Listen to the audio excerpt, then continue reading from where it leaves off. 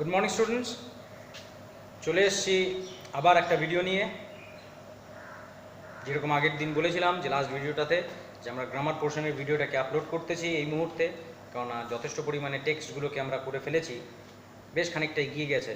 তো আমরা গ্রামার পোর্শনটাকে খানিকটা এগিয়ে নিয়ে যাই, যতদিনে তোমরা টেক্সটগুলোকে ভালো মতন পড়ে চর্চা করে সেটা সম্পর্কে কোয়েশ্চেন অ্যান্সারগুলোকে বাড়িতে প্র্যাকটিস করে লিখে তৈরি হয়ে নাও। যখন আমরা গ্রামার পোর্শনটাকে বেশ খানিকটা আবার এগিয়ে নিয়ে যাব, তার পরবর্তীতে আবার আমরা টেক্সট নিয়ে আলোচনা শুরু করব।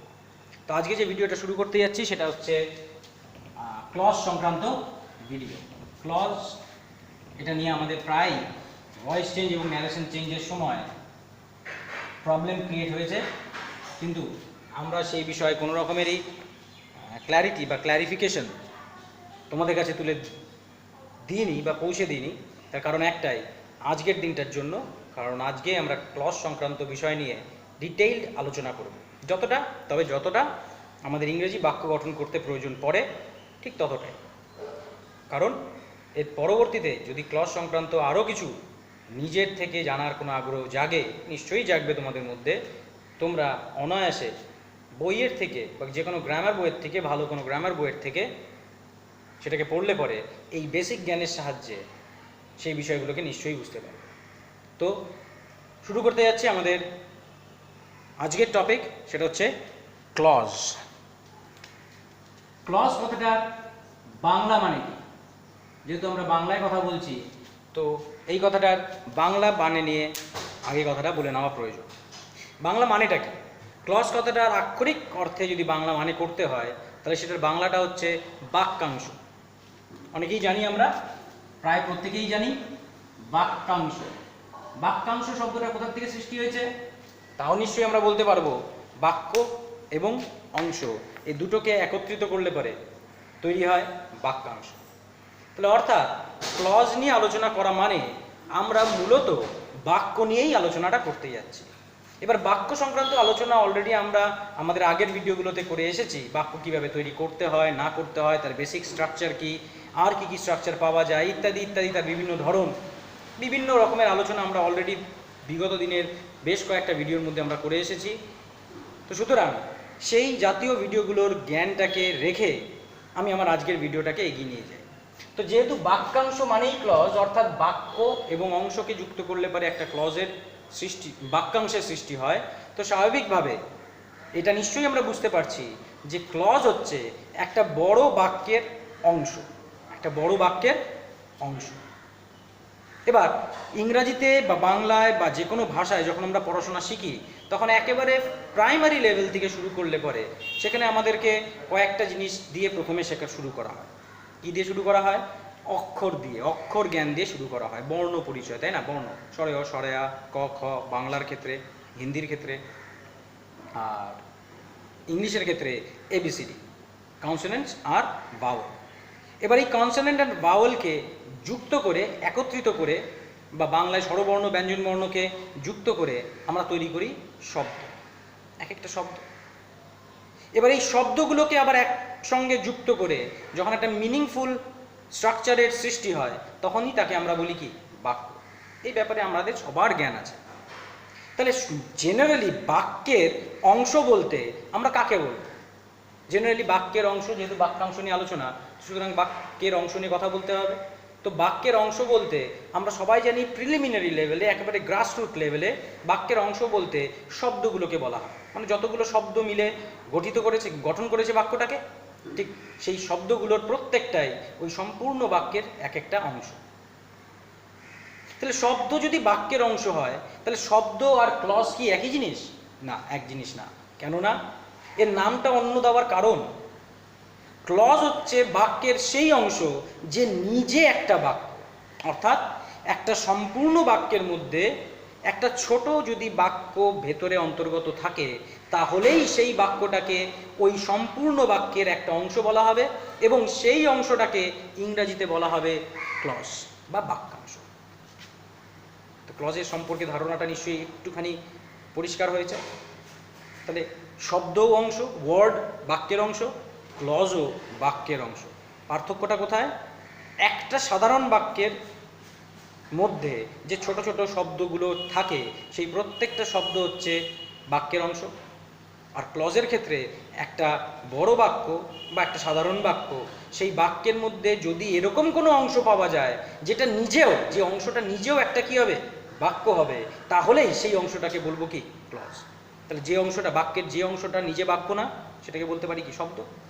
আর বাক্যের যে অংশটা নিজেও একটা বাক্য, সেটাকে বলতে পারবো কি, বলবো কি, ক্লজ। একেবারে জেনারেল ধারণাতে এটাকে ব্যাখ্যা করা যায়। তাহলে বোঝাই যাচ্ছে একটা সম্পূর্ণ বাক্যের মধ্যে যদি বাক্যকে থাকতে হয়, অন্য একটা ছোট বাক্যকে থাকতে হয়, তাহলে স্বাভাবিকভাবে ওই ছোট বাক্যটার আমরা জানি বেসিক স্ট্রাকচার কি হবে, এস বি ও হবে, হবে কি না, হতেই হবে, কারণ বাক্যের বেসিক স্ট্রাকচার কি, এস বি ও, সাবজেক্ট ভার্ব অবজেক্ট, তাই কি না। তাহলে একটা বড় বাক্যের মধ্যে যদি একটা ছোট বাক্যকে দেখা যায় এবং এই ছোট বাক্যটা যদি এসভিও স্ট্রাকচারে থাকে, যেটা থাকতেই হবে, নাহলে যাকে বাক্য বলা যাবে না, সেই বাক্যের অংশটাকে, সেই অংশটাকে বলা হবে কি, ক্লজ। কার ক্লজ, সম্পূর্ণ বাক্যের ক্লজ। সম্পূর্ণ গোটা বাক্যটার ক্লজ হচ্ছে এই ছোট বাক্য। তাহলে গোটা বাক্যটাকে যদি বাক্য হতে হয়, সেই বাক্যটার মধ্যেও কি থাকতে হবে, এসভিও থাকতে হবে, হবে কি হবে না, থাকতেই হবে। তো অর্থাৎ এই সম্পূর্ণ বাক্যের মধ্যে আমি কতগুলো এসভিও দেখতে পাবো, মিনিমাম দুটো এসভিও দেখতে পাবো, কারণ সম্পূর্ণ বাক্যটা একটা এসভিও গঠন করবে, একটা সম্পূর্ণ বাক্যের এসভিও, আরেকটা যে অংশটা থাকবে সেই অংশের এসভিও। অর্থাৎ বাক্যটাকে যদি দুভাগে ভাগ করে দেওয়া হয়, তাহলে বাক্যের মধ্যে মিনিমাম দুটো এসভিও স্ট্রাকচারকে আমরা লক্ষ্য করতে পারবো, এবং এই দুটো এসভিও স্ট্রাকচার দুটোই আলাদা আলাদাভাবে এই সম্পূর্ণ বাক্যের এক একটা ক্লজ। এটা একটা ক্লজ, এটাও আরেকটা ক্লজ। এবার বাক্যটাকে দেখতে কিন্তু এরকম হবে না, আমি জাস্ট বোঝানোর জন্য দুটো এসভিও থাকবে, সেই জন্য দুটো এসভিও পাশাপাশি লিখছি, এবং সম্পূর্ণটাকে জুড়ে আমি কি ধরছি, বাক্য ধরছি। পরবর্তীতে উদাহরণ নিলে পারে আমি তোমাকে দেখিয়ে দেবো বা তোমাদের দেখিয়ে দেবো যে কিভাবে আমি বাক্যগুলোর মধ্যে দুটো করে মিনিমাম কেন বলছি, দুটো এসভিও থাকলে পারে দুটো ক্লজ আছে, তিনটি এসভিও থাকলে পারে তিনটা ক্লজ আছে, চারটা এসভিও থাকলে পারে চারটা ক্লজ আছে, আর যদি একটা এসভিও থাকে তা তার মধ্যে কোনো ক্লজ নেই, সেটা একটা সিম্পল সেন্টেন্স, সাধারণ বাক্য। অর্থাৎ বাক্যের মধ্যে মিনিমাম দুটো এসভিও আকৃতি থাকলে পরে আমি তাকে বলবো ক্লজযুক্ত বাক্য। আশা করি বোঝা যাচ্ছে আমার কথাটা, নিশ্চয়ই বোঝা যাচ্ছে, না বুঝলে অবশ্যই আমাকে জানাবে। তাহলে এইটুকু বেসিক জ্ঞানের উপর নির্ভর করে ক্লজ মানে আলাদা একটা বাক্য হতে হবে, একটা সম্পূর্ণ বাক্যের মধ্যে লুকিয়ে থাকা আর একটা ছোট বাক্য থাকতে হবে, এই বাক্যটার স্ট্রাকচারও কি হতে হবে, এস ভি ও। যেহেতু এটাও একটা বাক্য, তাহলে এরও একটা এসভিও হবে, যেহেতু সম্পূর্ণ বাক্যটা একটা বাক্য, তাহলে তারও একটা আলাদা কি পাওয়া যাবে, এসভিও পাওয়া যাবে। যে ছোট এসভিও বা একটা যে এসভিও পাওয়া গেল বা আলাদা আলাদা যে এসভিওগুলো পাওয়া গেল, সেই প্রত্যেকটা এসভিওই ওই সম্পূর্ণ বাক্যের এক একটা ক্লজ। তাহলে মিনিমাম যেহেতু দুটো ক্লজ থাকতেই হয় ক্লজযুক্ত বাক্যের মধ্যে, তো স্বাভাবিকভাবে এটা নিশ্চয়ই কমন সেন্সে আমরা বলতেই পারি যে ক্লজের প্রধানত দুটো ভাগ বা দু রকম নামে আমরা ক্লজকে কী করতে পারি, চিনতে পারি। কি কি সেই নাম, এটাও আমরা অনেকেই জানি। এক নম্বর, প্রিন্সিপাল ক্লজ। প্রিন্সিপাল কিন্তু পিএল, পিএলই না, পিএল প্রধান, ওকে।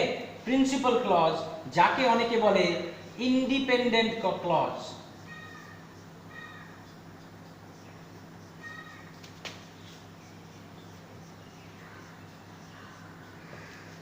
একটা নাম হচ্ছে প্রিন্সিপাল ক্লজ, যাকে আমরা বলি ইন্ডিপেন্ডেন্ট ক্লজ, যার আরেকটা নাম, অথবা আরেক নামে এই ক্লজটাকে চিহ্নিত করা হয়, সেটা হচ্ছে মেইন ক্লজ।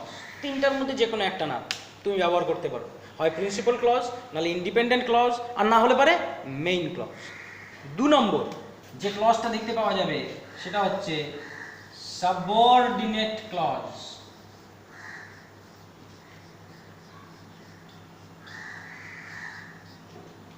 সাবঅর্ডিনেট ক্লজ, যাকে আরেক নামে নামকরণ করা হয়, যার আরেকটা নাম হচ্ছে ডিপেন্ডেন্ট ক্লজ। এটা ইন্ডিপেন্ডেন্ট, তাহলে এটা কি হয়ে গেল, ডিপেন্ডেন্ট ক্লজ। তাহলে হয় সাবঅর্ডিনেট ক্লজ বলবো, না হলে পরে ডিপেন্ডেন্ট ক্লজ বলবো। তাহলে এটার তিনটি নাম, একটা প্রিন্সিপাল, নাহলে ইন্ডিপেন্ডেন্ট, নাহলে পরে মেইন ক্লজ। আর এর দুটো নাম, একটা সাবঅর্ডিনেট ক্লজ অথবা ডিপেন্ডেন্ট ক্লজ। এবার এই যে দু ধরনের ক্লজ, এই দু ধরনের ক্লজের বৈশিষ্ট্যগুলো কী কী, মানে কোনটা কিভাবে বুঝবো যে এটা প্রিন্সিপাল ক্লজ আর এটা ইন্ডিপেন্ডেন্ট ক্লজ, পরবর্তীতে খুঁজে বের করার পদ্ধতি আমি জানাবো। কিন্তু তার আগে একটু সংজ্ঞার আকারে, যেরকম বইয়ের মধ্যে দিয়ে দেওয়া থাকে সেই আকারে এই কথাগুলো একটু শুনে নিই। প্রিন্সিপাল ক্লজ বা মেইন ক্লজ নামটা শুনেই বোঝা যাচ্ছে এটাই হচ্ছে প্রধান, এটাই সবচেয়ে ইম্পর্ট্যান্ট ক্লজ ওই বাক্যের, সম্পূর্ণ বাক্যটার। কেন বলা হয়? কারণ এই বাক্যটার বা এই যে ক্লজটা, এই ক্লজটা নিজের মানেটাকে প্রকাশ করার জন্য অন্য কারোর উপরে নির্ভরশীল থাকে না, সেই জন্যই নামটা ইন্ডিপেন্ডেন্ট, ও স্বাধীন। ও যদি ওর সাথে যদি ওই দ্বিতীয় ক্লজটাকে ব্যবহার নাও করা হয়, তাহলেও ওর নিজের মানেটা কিন্তু সম্পূর্ণরূপে কি থাকবে, প্রকাশ করার ক্ষমতা রাখবে। ওর ওই দ্বিতীয় ক্লজটার প্রয়োজন নেই, দ্বিতীয় বাক্যটার প্রয়োজন নেই নিজের মানেটাকে কি করার জন্য, প্রকাশ করার জন্য। তাহলে প্রধানত যে দু ধরনের ক্লজ আমরা দেখতে পেলাম, একটা প্রিন্সিপাল আর একটা সাবঅর্ডিনেট। তার মধ্যে প্রিন্সিপাল ক্লজটার মূল বৈশিষ্ট্যটা হচ্ছে ওর বাক্যের মধ্যে অবস্থান করার সময় দ্বিতীয় যে ক্লজটা বা দ্বিতীয় যে বাক্যটা বা সাবঅর্ডিনেট ক্লজটা যেটা থাকবে, তার উপরে নিজের মানেটাকে প্রকাশ করার সময় নির্ভরশীল থাকতে হয় না। সেই জন্যই তাকে নাম দেওয়া হয়েছে মেইন অথবা প্রিন্সিপাল, মানে প্রধান, বা মেইন মানেও প্রধান। আর ইন্ডিপেন্ডেন্ট মানে স্বাধীন, ও কারোর সঙ্গে কারোর উপরে পরাধীন নয়, কারোর উপর নির্ভরশীল নয়। কিন্তু যে সাবঅর্ডিনেট ক্লজটা বা ডিপেন্ডেন্ট ক্লজটা আছে, সেই ক্লজটা অর্থাৎ বাক্যের দ্বিতীয় বাক্যটা, সম্পূর্ণ বাক্যের মধ্যে থাকা দ্বিতীয় বাক্যটা, ওই বাক্যটা ওকে যদি একা একা বাক্যের মধ্যে বাক্য হিসেবে ব্যবহার করতে যাও, তাহলে পরে দেখা যাবে ওর মানেটা সম্পূর্ণরূপে কি করতে পারছে না, প্রকাশ করতে পারছে না। কেন? কারণ ওই যে দ্বিতীয় বাক্য, সেই বাক্যটা যে প্রিন্সিপাল ক্লজ আছে সেই বাক্যের উপর কিছুটা হলেও নির্ভরশীল। ওই বাক্যটাকে সাথে নিয়ে যখন সাবঅর্ডিনেট ক্লজ ব্যবহৃত হয়, তখনই সাবঅর্ডিনেট ক্লজটা যেন খুব সুন্দরভাবে সম্পূর্ণ বাক্যটার মানেটাকে কী করতে পারে, প্রকাশ করতে পারে। যেহেতু একটা বাক্য, ওর নিজস্ব মানে থাকবে, থাকতেই হবে। বাক্যের মানে না থাকলে তাকে বাক্য বলা যায় না। বাক্যের স্ট্রাকচার আছে, এসভিও স্ট্রাকচার আছে আমার কাছে, তাই না? তো সেই যে স্ট্রাকচারটা, সেই স্ট্রাকচার থাকার কারণে ওর নিজস্ব মানে থাকবে ঠিকই, কিন্তু কোনো না কোনো রকমভাবে সে প্রিন্সিপাল ক্লজের উপরে অন্য আরেকটা বাক্য যে বাক্যের মধ্যে আছে, সেই বাক্যটার উপরে, মানেটার উপরে কিছুটা হলেও নির্ভরশীল থাকবে। তাকেই বলা হয় সাবঅর্ডিনেট এবং ডিপেন্ডেন্ট ক্লজ। সে যেহেতু নির্ভরশীল, সে যেহেতু ডিপেন্ডেন্ট, সেই জন্যই তার নামটা কিন্তু কি, ডিপেন্ডেন্ট ক্লজ। তাহলে প্রধানত দুই রকমের ক্লজ আমরা দেখতে পাই বাক্যের মধ্যে, একটা প্রিন্সিপাল ক্লজ আর একটা সাবঅর্ডিনেট ক্লজ। এছাড়াও আরেক ধরনের ক্লজের পরিচয় পাওয়া যায়, যে ক্লজটাকে বলা হয় কোঅর্ডিনেট ক্লজ। মানে আসলে কোঅর্ডিনেট ক্লজের ব্যবহারটা আমরা সর্বদা বা প্রচণ্ড মাত্রায় করতে দেখা যায় না, করা হয় না। এই কোঅর্ডিনেট ক্লজ হচ্ছে এমন এক ধরনের ক্লজ যে কেউ কারোর উপর নির্ভরশীল না। জেনারেলি বাক্যের মধ্যে যদি মিনিমাম দুটো ক্লজ হয়, তাহলে সাধারণত প্রত্যেক বাক্যের মধ্যে একটা হবে প্রিন্সিপাল ক্লজ আর একটা হবে কি, সাবঅর্ডিনেট ক্লজ।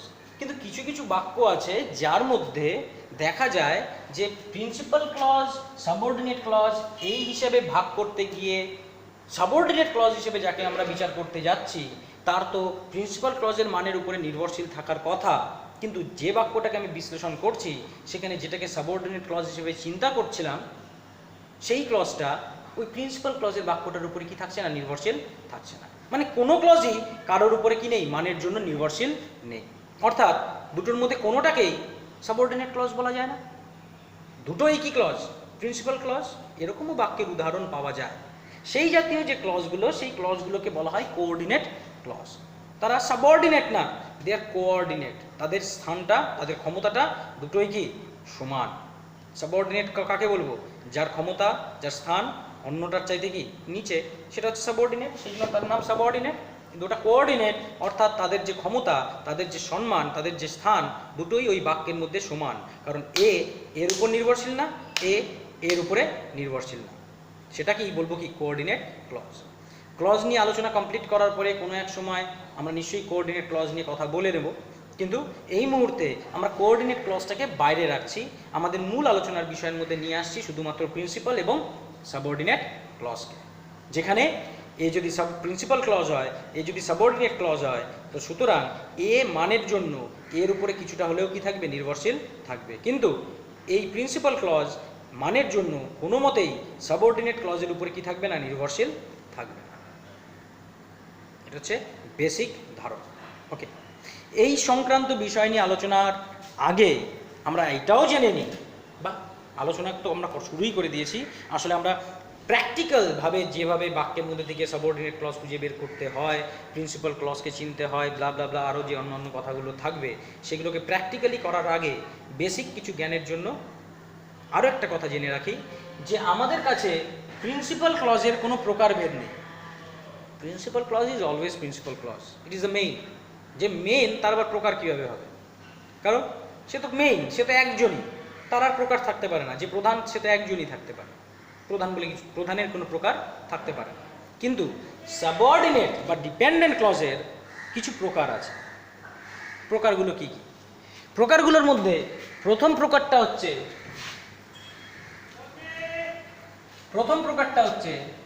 নাউন ক্লজ, দ্বিতীয়টা হচ্ছে নাউন ক্লজ অথবা নমিনাল ক্লজ, দু নামে রাখা হয়, নাউন ক্লজ অথবা নমিনাল ক্লজ। 2 নম্বর অ্যাডজেক্টিভ ক্লজ, অথবা একে আরেকটা নাম ডাকা হয়, সেটা হচ্ছে রিলেটিভ ক্লজ। অ্যাডজেক্টিভ ক্লজ অথবা রিলেটিভ ক্লজ। তৃতীয় যে নাম ক্লজের প্রকারটা পাওয়া যায় সেটা হচ্ছে অ্যাডভার্ব ক্লজ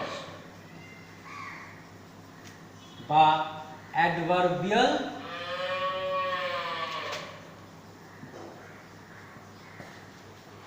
ক্লজ। তাহলে আমাদের কাছে প্রিন্সিপাল ক্লজের কোনো প্রকারভেদ নেই, কিন্তু সাবঅর্ডিনেট ক্লজের 3টি প্রকারভেদ আছে। এক হচ্ছে নাউন ক্লজ, 2 নম্বর অ্যাডজেক্টিভ ক্লজ, 3 নম্বর অ্যাডভার্ব ক্লজ। এছাড়াও এই নামেও পরিচিত নমিনাল ক্লজ বা রিলেটিভ ক্লজ বা অ্যাডভার্বিয়াল ক্লজ। তোমার যে নাম মনে রাখার সুবিধা তুমি সেই নামে মনে রাখো। যদি দুটোই মনে রাখতে পারো বা সবকটা ধরনের নামই মনে রাখতে পারো তো well and good, very good. তো সুতরাং আমরা এখন যে আলোচনাটা করতে যাচ্ছি সেই আলোচনার মধ্যে প্রথমে দেখে নেব একটা বাক্যের থেকে কিভাবে প্রিন্সিপাল আর সাবঅর্ডিনেট ক্লজকে আলাদা করতে হয়, এবং তারপরে আমরা বিশ্লেষণ করব যে কোন সাবঅর্ডিনেট ক্লজটা নাউন ক্লজ, কোনটা অ্যাডজেক্টিভ ক্লজ বা কোনটা অ্যাডভার্ব ক্লজ। এটাই আমাদের আজকের আলোচনার বিষয়।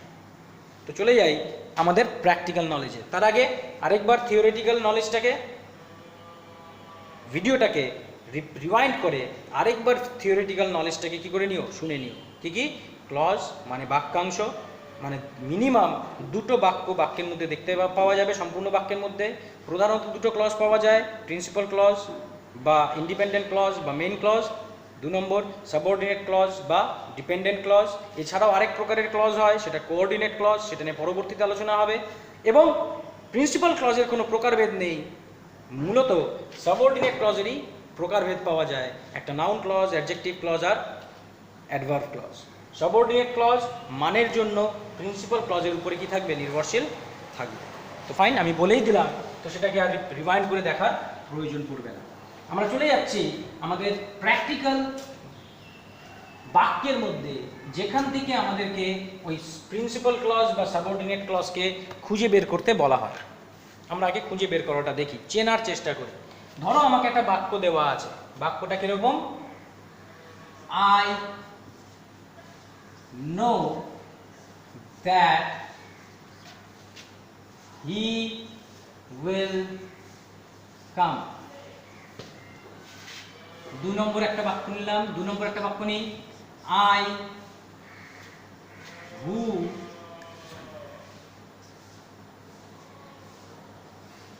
saw him who came to my house. I saw him who came to my house. 3 নম্বর বাক্য নিই, I know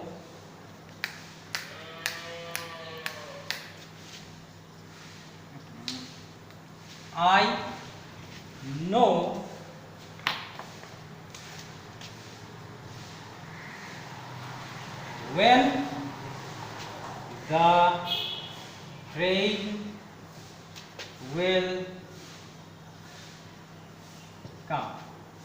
তাহলে তিনটা বাক্য নিলাম। একটা বাক্য I know that he will come, 2 নম্বর I saw him who came to my house, I know when the train will come. এই যে তিনটি বাক্য, এই তিনটি বাক্যের মধ্যে ক্লজ যুক্ত আছে।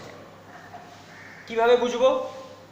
বোঝার পদ্ধতি, ফার্স্ট যে জিনিসটা আমাকে খেয়াল করে দেখতে হবে যে এই বাক্যগুলোর মধ্যে ভার্ব কতগুলো আছে। ভার্ব অর্থাৎ ফাইনাইট ভার্ব, মানে 12টা টেন্সের যে কোনো একটা আকৃতিতে থাকা ভার্ব, সেটাই হচ্ছে আমার কি ফাইনাইট ভার্বের আকার। বা প্যাসিভ ভয়েসের 12টা টেন্সের বা 8টা টেন্সের যে কোনো একটা আকৃতিতে থাকা ভার্বের আকার, সেটাই আমার ফাইনাইট ভার্বের আকার। তাহলে আমাদের কাছে টোটাল 20টা ফাইনাইট ভার্বের আকৃতি দেখতে পাওয়া যায়।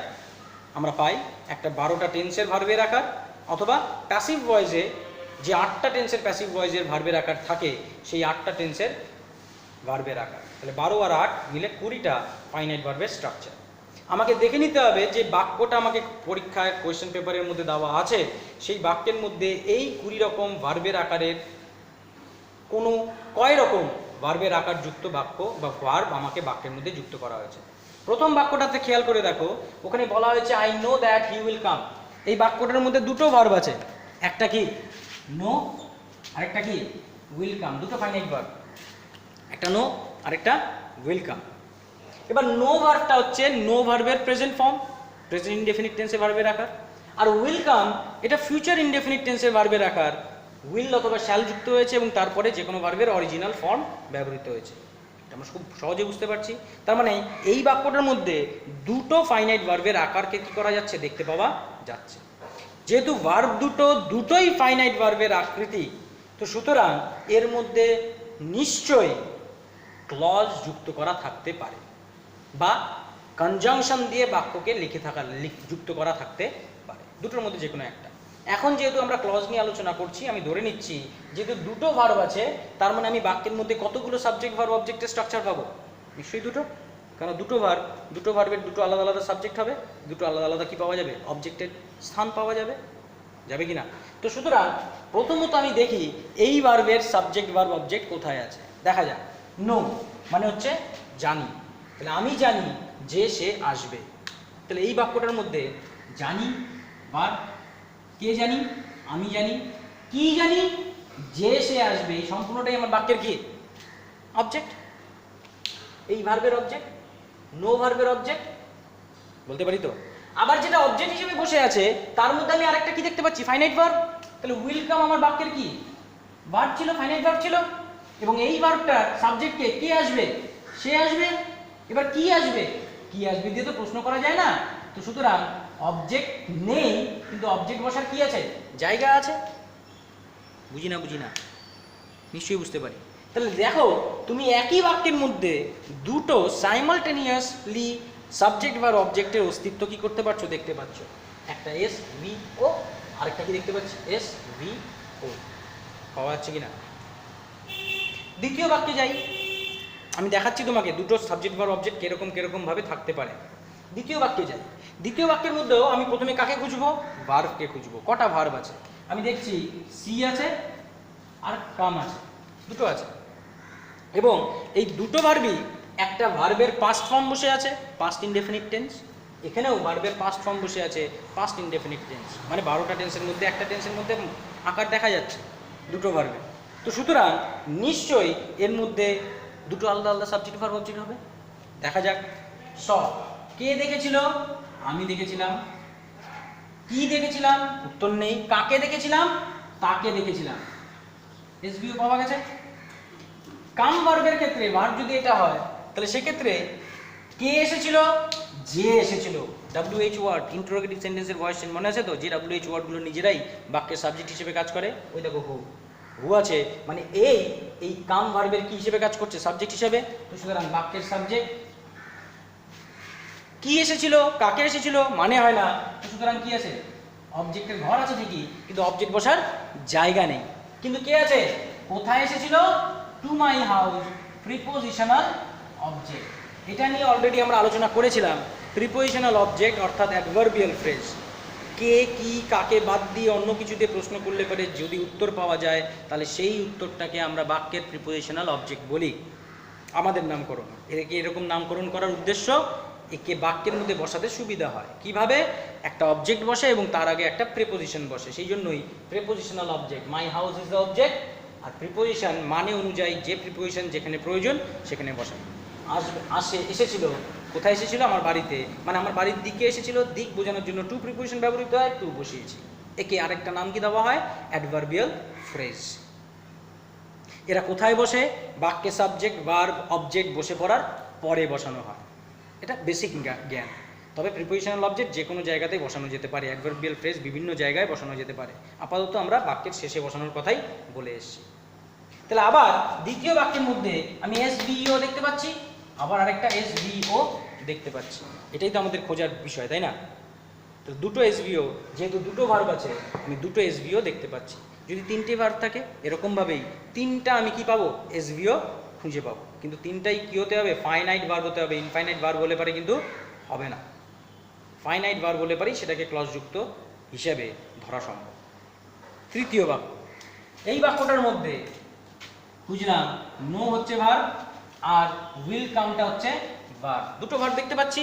এবার এই দুটো ভার্বের মধ্যে নিশ্চয়ই কোন কোন আকার বসে আছে, প্রেজেন্ট আকার, প্রেজেন্ট ইনডেফিনিট, ফিউচার ইনডেফিনিট। তো নিশ্চয়ই দুটো ফাইনাইট ভার্ব বসে আছে। দুটো ফাইনাইট ভার্ব মানে কি, দুটো এসভিও স্ট্রাকচার। খুঁজে দেখি, জানতাম, কে জানতো, কে জানে, আমি জানি। কি জানি, ট্রেনটা কখন আসবে, হ্যাঁ কি না, object, when the train will come, পুরোটাই অবজেক্ট। তাহলে এই ভার্বের সম্পূর্ণটাই অবজেক্ট হিসেবে কাজ করছে, কি জানি। এবার এই অবজেক্টের ভেতরে আবার একটা ভার্ব দেখতে পাচ্ছি, যেহেতু ভার্বটাকে দেখতে পাচ্ছি তো সুতরাং এই ভার্বের একটা সাবজেক্ট আসবে, কে আসবে, ট্রেনটা আসবে, তাহলে সাবজেক্ট। কি আসবে, কাকে আসবে মানে হয় না, কিন্তু এস ভি আছে, তার মানে বাক্যের শেষে অবজেক্ট বসানো কি আছে, ঘরটা আছে। কিন্তু অবজেক্ট না থাকলে আমার কিছু করার নেই। কিন্তু বাক্যের মধ্যে আমি এস ভি ও স্ট্রাকচারটাকে কিন্তু আবার কি করতে পারছি, দেখতে পাচ্ছি। বোঝো না। তৃতীয় বাক্যেও এস ভি ও একটা পেলাম, আবার এস ভি ও আরেকটা পেলাম। তাহলে দুটো করে আমি কি দেখতে পাচ্ছি, এস ভি ও স্ট্রাকচার বাক্যের মধ্যে দেখতে পাচ্ছি। তাহলে যখনই বাক্যের মধ্যে দুই বা ততোধিক ফাইনাইট ভার্ব থাকবে, সেই বাক্যটা দুরকমভাবে অবস্থান করতে পারে। হয় তার মধ্যে ক্লজ যুক্ত অবস্থায় থাকবে, নাহলে কনজাংশন যুক্ত অবস্থায় থাকবে। বুঝবো কিভাবে কোনটা ক্লজ যুক্ত কোনটা কনজাংশন? যেহেতু বললাম আমরা এখন ক্লজ নিয়ে আলোচনা করছি, তো এগুলো সবই ক্লজ যুক্ত বাক্য। কিন্তু বুঝবো কিভাবে, ভেরি সিম্পল। কনজাংশন আমাদের কাছে হাতে গোনা কয়েকটা আছে, অ্যান্ড, বাট, অর, বিকজকে কখনো কখনো ব্যবহার করা হয়। তো বিকজটা বাদই রাখলাম। তো তিনটি, অ্যান্ড, বাট আর অর, এই প্রধান তিনটা কনজাংশন বাক্যের মধ্যে যদি থাকে তাহলেই বলবো এটা কি কনজাংশন যুক্ত বাক্য। অরেলস সেটা কি হয়ে যাবে, ক্লজ যুক্ত বাক্য। কারণ দুটো আলাদা আলাদা কি পাওয়া যাচ্ছে, ফাইনাইট ভার্ব পাওয়া যাচ্ছে।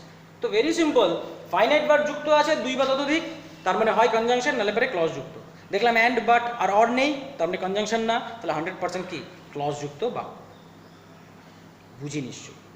যদি এই পর্যন্ত কারোর কোনো সমস্যা থাকে, কোনো জিজ্ঞাসা থাকে, কোনো কনফিউশন থাকে, তোমরা অবশ্যই আমার সাথে থ্রু হোয়াটসঅ্যাপ, থ্রু কমেন্টস যোগাযোগ করো। তবে আমার মনে হয় না এইটুকু বিষয়ের মধ্যে মাথার মধ্যে ঢুকাতে কোনো রকমের কোনো সমস্যা থাকার কথা। এনিওয়েজ, আমরা আগে এবার চলে আসি, আমরা চিনব কীভাবে subject verb object. Subject verb object তো পেয়ে গেছি, মানে দুটো ক্লজকে তো আমি দেখে ফেলেছি, কিন্তু এর মধ্যে থেকে কোনটা প্রিন্সিপাল ক্লজ আর কোনটা সাবঅর্ডিনেট ক্লজ এটা আমি চিনব কীভাবে, এটা আমি বুঝবো কীভাবে? এটাকে বোঝার জন্য সবচাইতে সহজ পদ্ধতি যেটা, সেটা হচ্ছে এই যে ক্লজযুক্ত বাক্যের মধ্যে যখন দুটো এসভিওকে জোড়া লাগানো হয়, তখন এই জোড়া লাগানোর জন্য প্রত্যেকটা বাক্যে একটা করে লিঙ্কার অন্ততপক্ষে ব্যবহৃত হয়। অন্ততপক্ষে একটা করে লিঙ্কার ব্যবহৃত হবে। দেখো প্রথম বাক্যে এখানে এসভিও, এখানে এসভিও, এই দুটোকে জোড়া লাগানোর জন্য কাকে ব্যবহার করা হয়েছে, দ্যাট লিঙ্কারকে ব্যবহার করা হয়েছে। হয়েছে, এখানে এসভিও, এখানে এসভিও, এখানে লিঙ্কার হিসেবে কাকে ব্যবহার করা হয়েছে, WH ওয়ার্ড হু কে ব্যবহার করা হয়েছে। তৃতীয় ক্ষেত্রে SVO লিঙ্কার হিসেবে কাকে ব্যবহার করা হয়েছে? দেখো WH ওয়ার্ড when কে ব্যবহার করা হয়েছে কিনা? তাহলে আমাদের কাছে এরকম জাতীয় বেশ কিছু লিঙ্কার আছে যে লিঙ্কারগুলোকে দিয়ে এই ক্লজগুলোকে যুক্ত করা হয়, যাদের মধ্যে খুব ভেরি ইম্পর্টেন্ট যে লিঙ্কারগুলো আছে, আমি পরবর্তীতে তোমাদেরকে সেই লিঙ্কারগুলোর নাম অবশ্যই জানিয়ে দেব তাদের মানে সহকারে তোমাদের খুঁজতে সুবিধা হওয়ার জন্য। কিন্তু আপাতত কয়েকটা লিঙ্কারের কথা মাথায় রাখো, একটা দ্যাট আর একটা হচ্ছে WH ওয়ার্ড, ভেরি ইম্পর্টেন্ট এই দুটো লিঙ্কার। এছাড়াও যে লিঙ্কারগুলো আছে সেগুলো আমি পরবর্তীতে আলোচনা করছি, কিন্তু এই দুটো লিঙ্কারকে প্রায়শই অধিকাংশ ক্ষেত্রে বাক্যের মধ্যে কী করা যাবে, দেখতে পাওয়া যাবে। তাহলে এই জাতীয় যখন লিঙ্কার থাকবে, সে দ্যাট থাকুক, যে WH ওয়ার্ড থাকুক, চাই অন্য কোনো একটা লিঙ্কার থাকুক, হোয়াট এভার যেই লিঙ্কারই থাকুক না কেন, সেই লিঙ্কারগুলো যখন বাক্যের মধ্যে দেখতে পাবো, খুঁজে বের করব। দেখে ফেললাম কতগুলো ক্লজ, তারপরের কাজটি হচ্ছে লিঙ্কার খোঁজা। লিঙ্কার খুঁজে ফেললাম, এবার যেই আমি লিঙ্কারটাকে খুঁজে ফেললাম, আমার কাজটা প্রায় শেষ। কোন কাজ? প্রিন্সিপাল ক্লজ আর সাবঅর্ডিনেট ক্লজকে চেনার কাজ। কিভাবে? লিঙ্কার থেকে শুরু করে যতটা একটা বাক্য তৈরি করতে প্রয়োজন, বাক্য তৈরি করতে প্রয়োজন মানে কি? SVO। বাক্য তৈরি করতে প্রয়োজন মানে কি? SVO। তো লিঙ্কার থেকে শুরু করে যতটা একটা বাক্য তৈরি করতে প্রয়োজন, লিঙ্কারকে সমেত, কিন্তু লিঙ্কার বাদ দিয়ে না, লিঙ্কার থেকে শুরু করে যতটা একটা বাক্য তৈরি করতে প্রয়োজন SVO স্ট্রাকচার পর্যন্ত যে অংশটা পাওয়া যাচ্ছে, প্রথম ক্ষেত্রে দ্যাট হি উইল কাম, দ্বিতীয় ক্ষেত্রে হু কেম টু মাই হাউস, তৃতীয় ক্ষেত্রে when the train will come। তিনটা লিঙ্কার দেখতে পাচ্ছি, that he will come, who came to my house, R when the train will come। তিনটা বাক্যে দেখা যাচ্ছে লিঙ্কার থেকে শুরু করে যতটা একটা বাক্য তৈরি করতে প্রয়োজন, অর্থাৎ SVO একটা সম্পূর্ণ বাক্য, এতখানি পর্যায় পর্যন্ত যে অংশটা থাকবে সেই অংশটাকে বলা হবে সাবঅর্ডিনেট ক্লজ। তাহলে লিঙ্কার থেকে শুরু করে যতটা একটা বাক্য তৈরি করতে প্রয়োজন সেই অংশটাকে সাবঅর্ডিনেট ক্লজ রূপে চিহ্নিত করা। যেই সাবঅর্ডিনেট ক্লজ পেয়ে গেছি, এবার সাবঅর্ডিনেট ক্লজ বাদ দিয়ে বাদ বাকি যা কিছু বাক্যের মধ্যে পড়ে আছে সেটাই হচ্ছে আমার কি? Principal clause. তো সাবঅর্ডিনেট ক্লজ বাদ দিয়ে দাও, তাহলে পরে বাক্যের মধ্যে যেটা পড়ে থাকবে সেটা হবে তোমার কি? Principal clause. So this is the principal clause, this is the principal clause, and this is the principal clause। তাহলে সাবঅর্ডিনেট ক্লজকে আগে তোমাকে খুঁজতে হবে। যে মুহূর্তে তুমি সাবঅর্ডিনেট ক্লজটাকে খুঁজে পেয়ে গেলে, তারপরে প্রিন্সিপাল ক্লজকে খোঁজাটা কিন্তু কঠিন কাজ না। কেন? সাবঅর্ডিনেট ক্লজ বাদ দিয়ে যা কিছু বাক্যে পড়ে আছে সেটাই হবে প্রিন্সিপাল ক্লজ, আর অধিকাংশ ক্ষেত্রে দেখবো সেটাও SVO স্ট্রাকচারে থাকবে। দেখো SVO-টা তো নিজেই সাবঅর্ডিনেট ক্লজ, SVO-টা তো নিজেই সাবঅর্ডিনেট ক্লজ। তো সুতরাং সম্পূর্ণটাই SVO স্ট্রাকচারে, সাবজেক্ট ভার্ব আছে মানে পেছনে অবজেক্ট বসার জায়গা আছে, তাহলে SVO স্ট্রাকচার তো চলে আসলো। তো সুতরাং SVO এই স্ট্রাকচারে তুমি প্রিন্সিপাল ক্লজকেও কি করতে পারবা? দেখতে পারবা। আশা করি কথাটা বোঝা গেছে, চেনাটা কঠিন না। তাহলে লিঙ্কার থেকে শুরু করে যতটা পর্যন্ত একটা বাক্য তৈরি করতে প্রয়োজন সেই পর্যায় পর্যন্ত অংশটা হচ্ছে সাবঅর্ডিনেট ক্লজ, বাদ বাকি যা কিছু বাক্যে পড়ে আছে সেটাই হচ্ছে প্রিন্সিপাল ক্লজ। ক্লিয়ার? এবার আরো একটা বাক্যের উদাহরণ নিয়ে দেখি ওই বাক্যটার মধ্যে থেকে আমরা সাবঅর্ডিনেট ক্লজ আর প্রিন্সিপাল ক্লজকে আলাদা করে চিনতে পারি কিনা। বাক্যের উদাহরণ, he who had played guitar is the best boy। He who played guitar is the best boy। এই যে বাক্যটা, এই বাক্যের মধ্যে আমি দেখতে পাচ্ছি ভার্ব কতগুলো? প্লে ভার্ব, হ্যাড প্লেড, আরেকটা কি? Be verb. দুটো ভার্ব আছে, পেয়ে গেছি। এবার এই দুটো ভার্বের মধ্যে আমায় কি খুঁজতে হবে? সাবজেক্ট ভার্ব অবজেক্ট খুঁজতে হবে। ভেরি গুড, খোঁজো। প্রথমে এই ভার্বটার হ্যাড প্লেড, সে যে গিটার বাজিয়েছিল হলো সবচেয়ে ভালো ছেলে। তাহলে বাজিয়েছিল বা বাজিয়েছিল, হ্যাঁ বাজিয়েছিল, কে বাজিয়েছিল? যে বাজিয়েছিল। তাহলে এখানে WH ওয়ার্ডটি আমার বাক্যের কি হিসেবে কাজ করছে? সাবজেক্ট হিসেবে কাজ করছে, বাক্যের সাবজেক্ট হিসেবে কাজ করছে। কি বাজিয়েছিল? গিটার বাজিয়েছিল, অবজেক্ট হিসেবে কাজ করছে। এবার তারপর আবার ভার্ব চলে এসছে, এবার এই ভার্বেরও আমি কি পাবো? সাবজেক্ট পাবো। কে হয়? সে হয়, এই ছেলেটা হয়। প্লে হচ্ছে সাবজেক্ট, কার সাবজেক্ট? এই ভার্বের সাবজেক্ট। কি হয়? ভালো ছেলে হয়, কমপ্লিমেন্ট দ্বিতীয় ধরনের সাবজেক্ট, তাই না?